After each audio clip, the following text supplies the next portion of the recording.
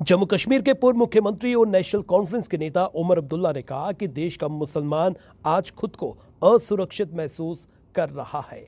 मुसलमानों को निशाना बनाया जा रहा है। उन्होंने केंद्र सरकार पर वार करते हुए कहा कि उन्होंने बहुत सी सरकारें देखी हैं, लेकिन जो हाल अब है वो पहले कभी नहीं था। उन्होंने कहा कि हमें जानबूझकर छेड़ा जा रहा है। हमें बताया जा रहा है कि हम अल्पसंख्यक हैं और हमारा ओहदा इस देश में बाकियों के मुकाबले कम है।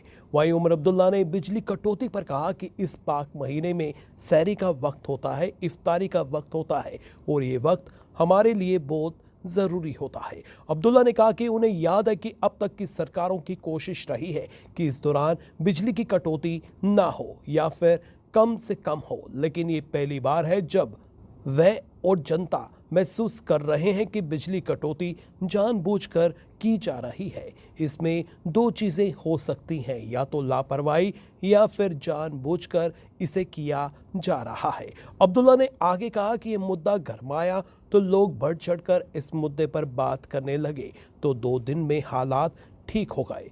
ये कैसे हुआ? ये एक प्रश्न चिन्ह है। उमर अब्दुल्ला ने कहा कि देश में मुसलमानों को निशाना बनाया जा रहा है, कभी हिज्ब को लेकर तो कभी हलाल मीट को लेकर। अब्दुल्ला ने जहांगीरपुरी में बुलडोजर की कार्रवाई का हवाला देते हुए कहा कि पहले वहां 2 समुदाय के लोगों के बीच हिंसा होती है और फिर उसके तुरंत बाद बुलडोजर चलाए जाते हैं। अब्दुल्ला ने कहा कि क्या दिल्ली में ये एक ही इलाका है जहां अवैध कंस्ट्रक्शन हुआ है? और भी कई जगहें होंगी जहां अवैध कंस्ट्रक्शन हुआ है। ऐसी कार्रवाई वहां क्यों नहीं की गई?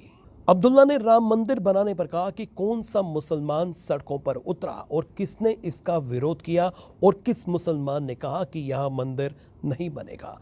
मंदिर बनाने की इजाजत कोर्ट ने दी है, जिसका हम सब आदर करते हैं। और इसी तरह 370 पर बात करते हुए उमर अब्दुल्ला ने कहा कि केंद्र सरकार इसे हटाना चाहती थी तो उसने हटा दिया, लेकिन कैसे हटाया और क्यों हटाया, इस पर सुप्रीम कोर्ट गर्मियों की छुट्टियों के बाद सुनवाई करेगी और उसका क्या नतीजा निकलेगा वो भी जल्द सबके सामने आ जाएगा।